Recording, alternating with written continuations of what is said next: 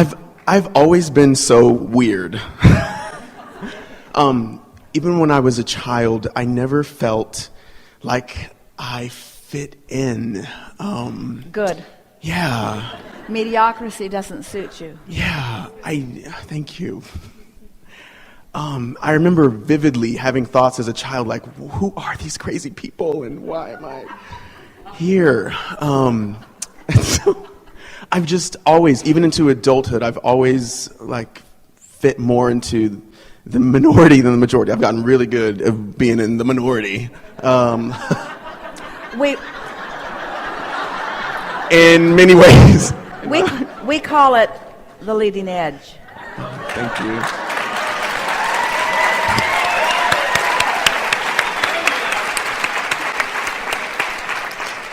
Thank you.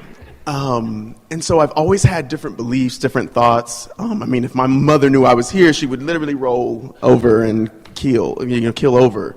And so, yeah, I've just always had different beliefs, different thoughts than people around me, which has been a challenge because,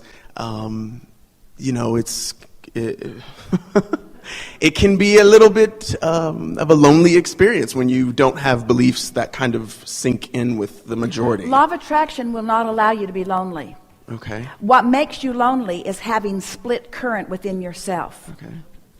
Because when you have figured out who you are and you offer a pure vibration about it, law of attraction brings you others who are in vibrational sync with you and you have a really good time.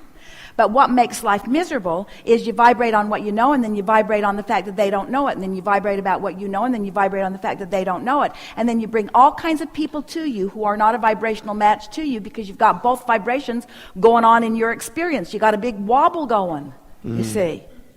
Isn't it nice to know that you can eliminate the part of your attention that is bringing to you the factors that you don't like to experience when they get there? Yeah. We've been talking a lot about, and we want to hear more from you, but we've been talking a lot about alignment. We've been talking about emotions. And for Esther, when she came across the word clarity equals alignment to Esther. And the reason is because clarity, the feeling of clarity, is no wobble with lots of momentum. That's the feeling of clarity. When you're focused upon what is wanted with no element of what you don't want in it, and you've done it long enough that the momentum, law of attraction, has gathered it until it's really moving, that is high-flying living. That's what you want to live, you see. And when you taste that every now and again, it makes you hungry for it. It makes you sort of crave it. But until you have control of your vibration, you can't always accomplish it. And that's when it makes you want to call them the crazies. Yeah. But what we want you to understand is the crazies wouldn't get into your experience if you didn't have a little crazy going on. What are you trying to say?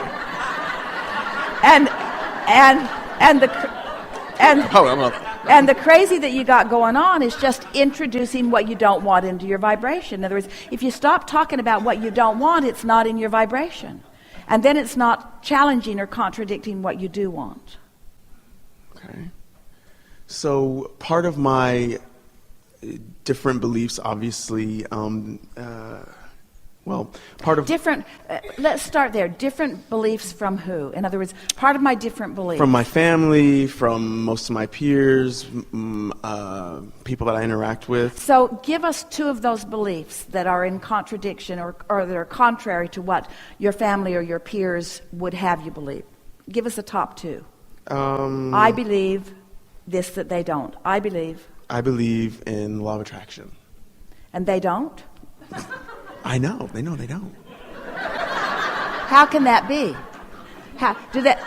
That's like saying, I believe in the law of gravity and my family won't go along with it.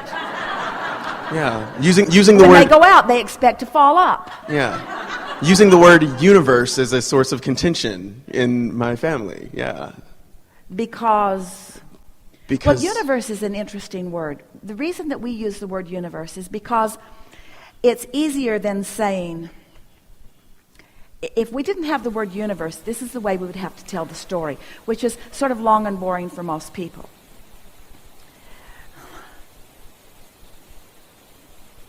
I stand as a point of attraction, and all things that have ever been before are all pointed toward the culmination of that which I am now.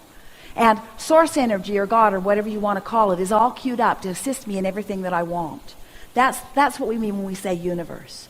When we talk about universe and law of attraction, it's just shorthand. It's just a shortcut to say, I am standing at my point of attraction, and everything that is responding to the vibration that I've got going on.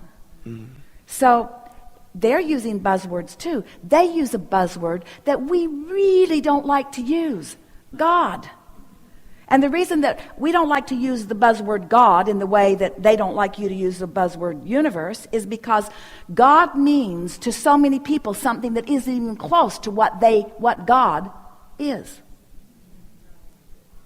Their God is judgmental. Their God is pushing against things. Their God is making long lists of what you shouldn't do. Their God is clearly outside of the vortex.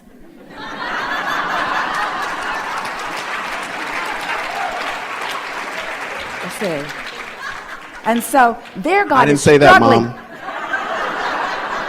Their God is struggling. Their God is striving. Their God has hardship. Their God is trying to validate. Their God is trying to justify. Their God seems to believe, or their perception of their God, let's say it the way it really is. Their perception of God is that you must struggle your way into ease. And law of attraction defies that, and everything that you live shows you that, you see. So don't worry about it.